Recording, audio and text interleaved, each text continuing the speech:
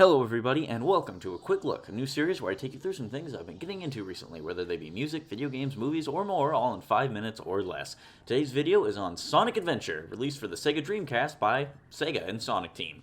The story is peace in Station Square comes to a halt when Dr. Robotnik is up to his old tricks. Join Sonic, Tails, and Knuckles, along with Amy Rose and newcomers Big the Cat and Gamma the Robot, as you unravel the mystery of Chaos and stop the Mad Doctor. Each character has their own stories, but for me to go into more detail, I'd say it deserves its own full-out review. But with the story out of the way, let's take a quick look at Sonic Adventure. First up is the good, things that, well, I liked about it. The controls. I need to get the controls out right away because I find that they are fantastic. And just for clarification, after playing this game, I went and played SA2, I played Sonic Heroes, I played Sonic Generations, and I found that none of them really controlled just as fantastic and tight as this game did. I can run loops, I can spin dash, I can jump just the right amount of distance. I feel like I'm in total control of my movements, and I feel like Sega totally nailed it.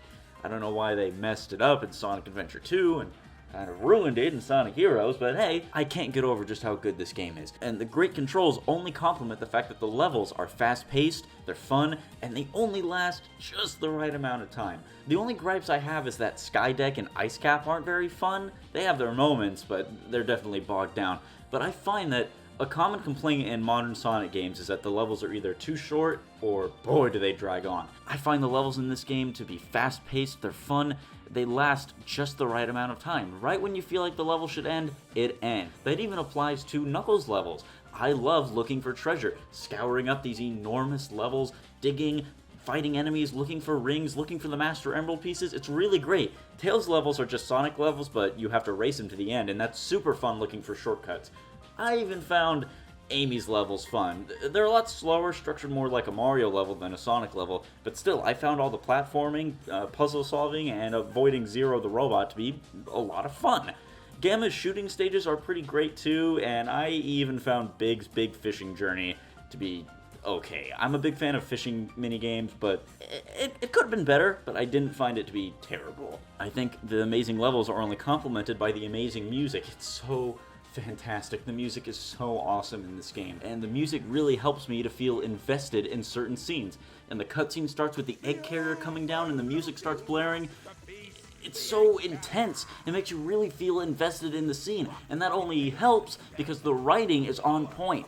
Everyone acts just like you imagine they would. That is just some classic Sonic stuff right there, you know what I mean? But for all this good stuff I'm listing, I did have some bad things. Things often happen with very jarring transitions, like when you play Knuckles' story, Angel Island crashes down, and then a hard cut, now he's in Station Square. You know what I mean? Things like that, or why Gamma would show up in Station Square. Things like that. The music often repeats itself and restarts, like there's a cutscene, like say you're in the overworld and there's music starting, then a cutscene starts, the song will restart, the character says their dialogue, the cutscene ends, and then the music starts again. I find that story elements shouldn't have been split up. Like, I don't know why Tikal felt the need to show Gamma, Amy, and Big her side of the story. I feel like it should have just been like one cohesive narrative, should have only shown that stuff to Sonic, Tails, and Knuckles because they're more important.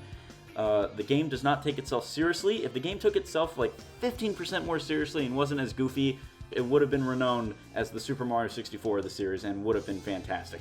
And my final point is that the final boss really sucks. And I don't mean the boss itself sucks, because you're going fast as Super Sonic and it's awesome and fun, but they commit the most cardinal sin of all. They have Open Your Heart playing, and it's so cool, and it gets you so pumped up, and then right when you enter the second phase of Perfect Chaos, the music stops and gets replaced with this, like, stupid drivel of like this bland orchestra for Dreamcast, orchestral music that doesn't even fit the scene, and you're like, okay, there goes all the tension, there goes all the excitement, I'm not pumped anymore, where's the rock music? But then, oh, it's okay, because Open Your Heart plays during the credits. No way! If they ever remake Sonic Adventure, they should have Open Your Heart play through the entire fight.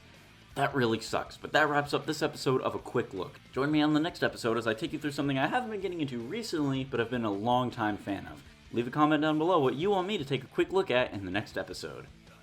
This episode of A Quick Look was brought to you by amazingly handsome and beautiful patrons such as Head Punch. Supporting the show starts as low as $1, so thank you for supporting me and helping this show stay alive.